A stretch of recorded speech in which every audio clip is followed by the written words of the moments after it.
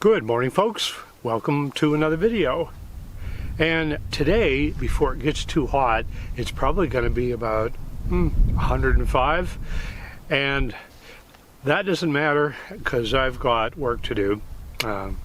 So what I've got going on today is I've got to dig a trench from my cottage about 45 feet over to my water tank. So the reason for that is the water coming off my roof with the gutter system is going to be going underground and over to the tank and up into the tank via a Schedule 40 PVC pipe.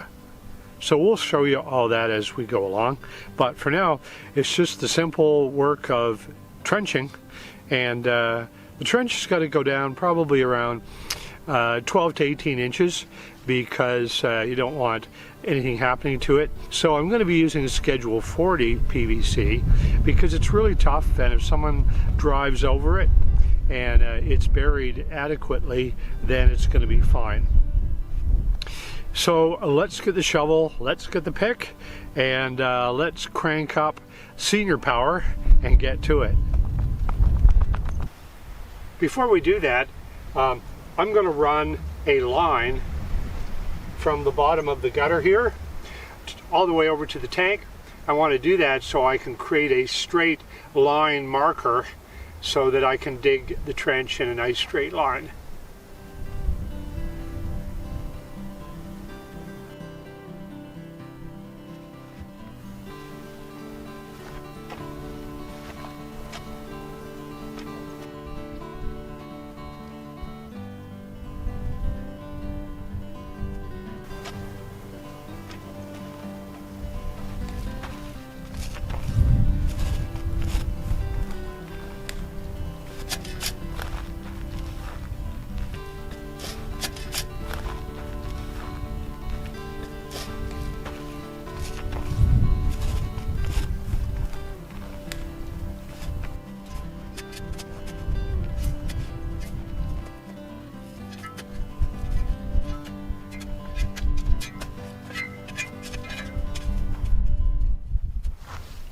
So now that I've got this all marked with, for lack of better words, potholes, then I can pull up the orange line and I just know where I should dig, and that should work okay.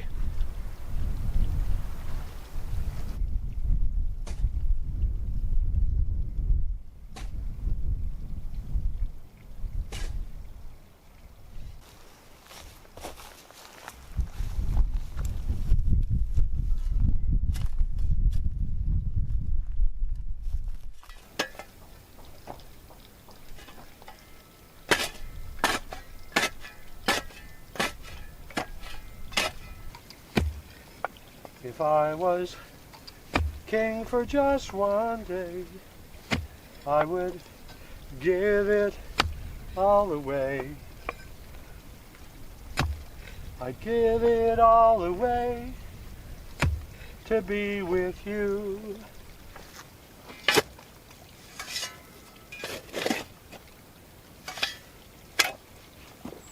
So a buddy of mine called me the Mr. Rogers of off-grid living. That's a real compliment. I loved Fred Rogers. So all I can say to that is, well, today, boys and girls, we're not going to learn to tie our shoelaces. We're going to learn to dig trenches. Can you say sweating in the sun, digging trenches? Of course you can. I knew you could.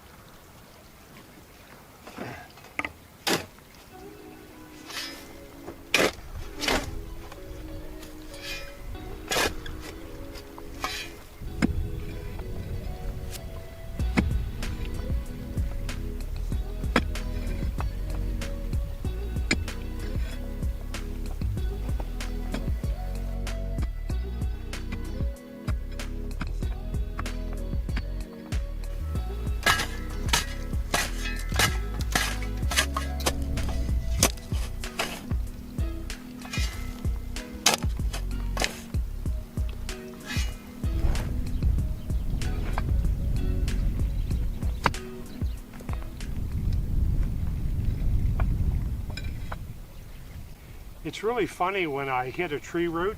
I can tell just by the smell. It smells like watermelon rinds that are left out on the table and just weren't put in the garbage and are starting to smell bad. It's the only thing I can think of. But anyway, I can tell when I hit a root.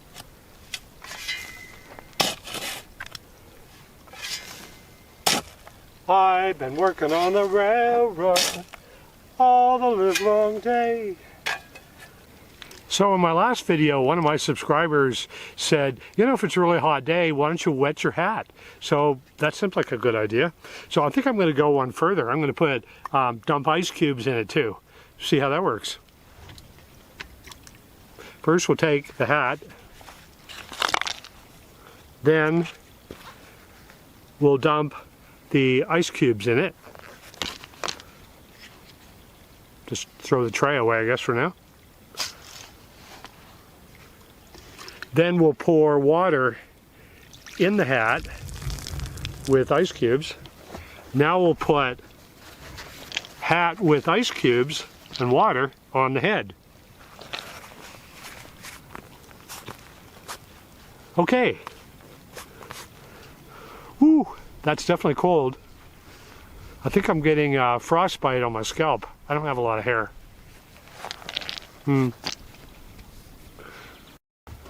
Okay, let's see if this will work. I'll take this this bandana handkerchief that I used for COVID stuff. Oops, I don't know whether I'm supposed to say that or not. And put the ice cubes in this, and then put this inside the hat. Let's try that. There, we got all the ice cubes. Hey, I think that's going to work.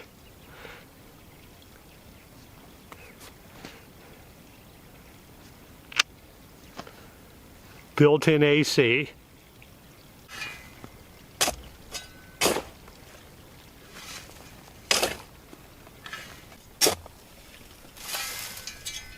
I guess I could do a YouTube instructional for shoveling.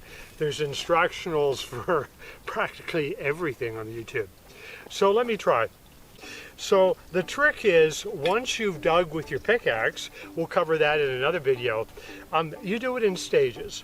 So first you take off your top layer, as you can see I just did that, and then it goes deeper. So now you can do this. Now here's what's super important, and I'm going to address you seniors out there, okay? Seniors, those with gray hair or white, pay really careful attention. In order to not end up in the emergency room with a really bad back, here's what you do. All your weight is placed on the hip area, so even though it looks like you're working your back hard, all of the weight is actually on the thighs and hips and on the shoulders, which of course can get a little sore after a while, but that's why you need to take a break, okay? So seniors, what you do is, again, position yourself like this, 1 foot forward, and then again you're leaning, so now you're feeling all the strength and all of the power coming from waist down in the hips and in the thighs. So as you're doing it, your back, all it's doing is holding its place for the hips. So again, you see, as I'm going up, notice how the back's not going up, it's the legs that's moving. So, like so, and like so. See, I'm rocking on the legs.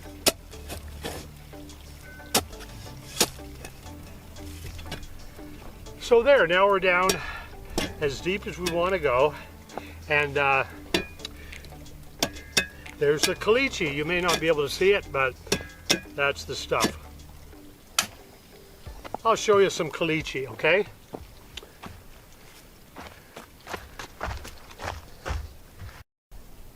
And even with a pickaxe, it doesn't yield easily.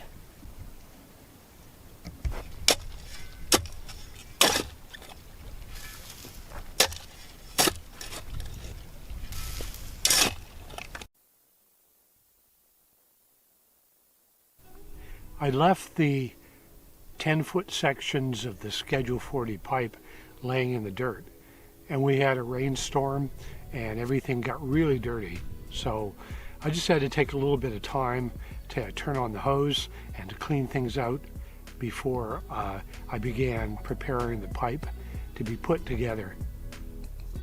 So a buddy of mine who's done quite a bit of stuff with gluing PVC pipe together told me I should sand the edges of the joints. So I thought, okay, I'll do that.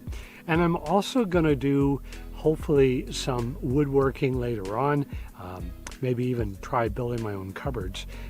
So I would definitely need a good sander. So I got this guy here at Home Depot, and what's really, really cool is it's cordless. And of course the only downside is, ouch, really hurt the pocketbook.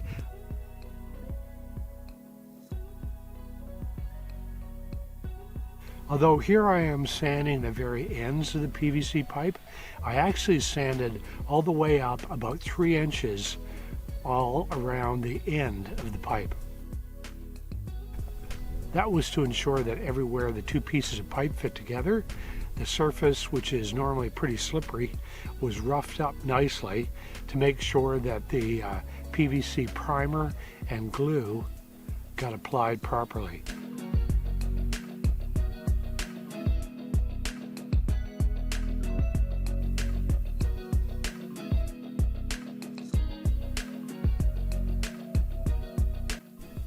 When it came to the joiner sections and the elbows, I used 150 gauge sandpaper to take and do this all by hand.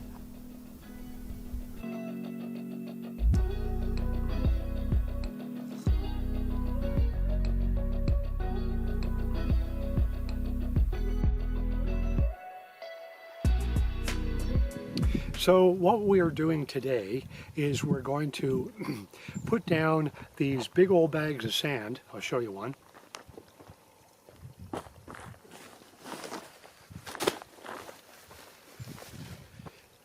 Big old 50-pound bags of sand, and we're going to put those in our trench just to create a little bed for the 3-inch Schedule 40 PVC pipe. And that was recommended just to keep any kind of small sharp rocks and things from wearing on those pipes. And of course that could create a leak, which would be pretty difficult to deal with, to say the least, once all that pipe is buried. So we only need about 2 inches of sand just to kind of cushion the PVC, and that'll make a nice little bed for it. I kind of get to be 5 years old again and play in a sandbox.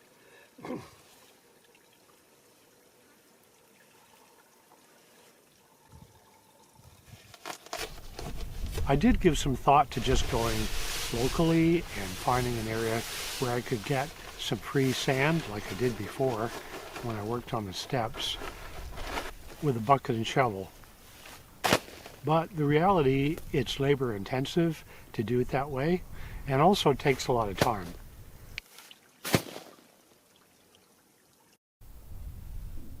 So in the end, I just went to Ace Hardware and bought this type of sand. It's the type that's used in children's sandboxes, so really easy to work with.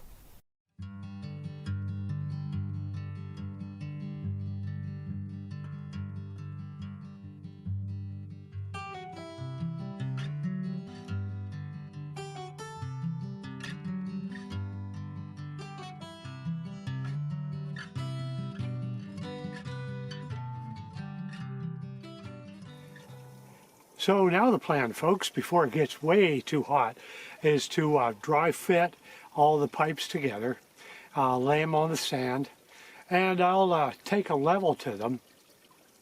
One of the things I want to do is make sure that they tilt a little bit, or I should say the angle runs just a little bit that way.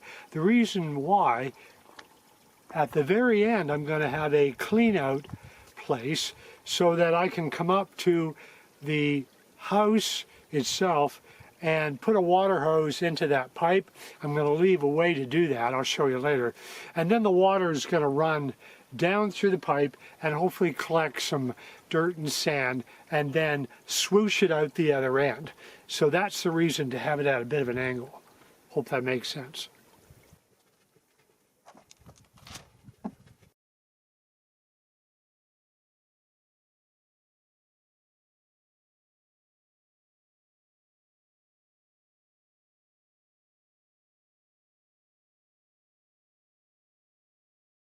So now we got a few sections of the 3-inch Schedule 40 to cut, and so I'm going to try using my chop saw here that was given to me as a gift by Tom.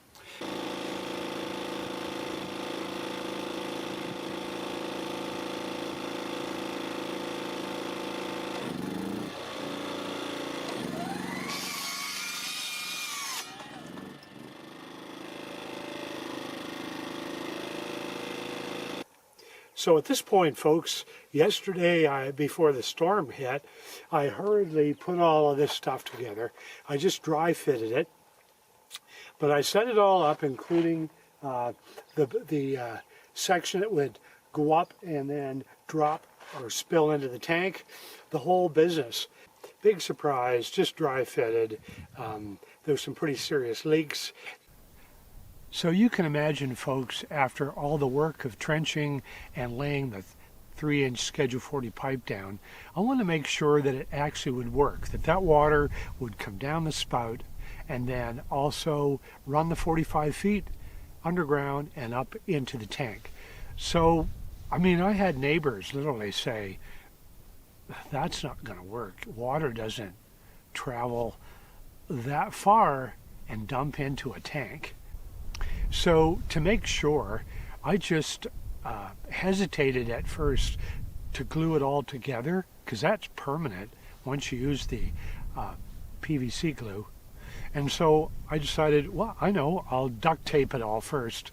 And I don't think anybody's ever done that one, and I thought even if the duct tape leaks, it still should be able to provide enough leak proofness, for lack of better words, to have the water dump into the tank. So that's what I did.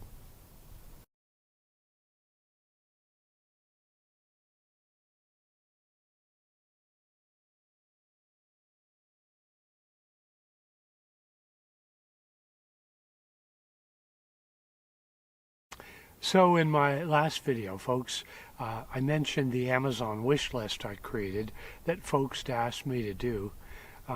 Really kind, so thank you.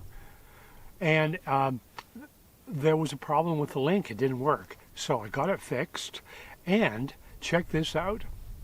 Kind subscriber Eric R. Sent me this really, really cool cast iron pot. So my goal for this guy is, if I get one of those sun ovens, I can put that in the sun oven and cook all kinds of great things, like chicken stew and all kinds of great things. And also, my plan is to get a propane stove at some point, and then it'll easily fit in the oven of the little propane stove I'm planning to buy. So thank you very much, Eric. I really appreciate it, and just so thankful for your kindness. So this really great caulking gun came from Kathy J., who also lives in Arizona. And this is my old cheesy one. I probably won't be using that very much anymore. And Kathy sent me a lovely little note too. She said, "God bless you, sir." And boy, I'll tell you, how kind is that?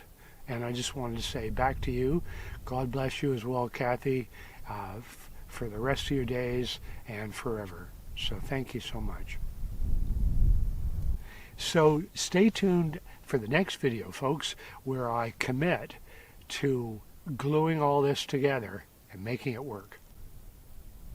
So thanks so much for watching. I so appreciate your comments, and I absolutely love them. And if you haven't subscribed, please subscribe. And it helps too if you do a thumbs up on the video. And also too, click the little notification bell That'll tell you when my next video happens. And if you've got any questions, of course, by all means let me know. Thanks so much, and we'll see you on the next video.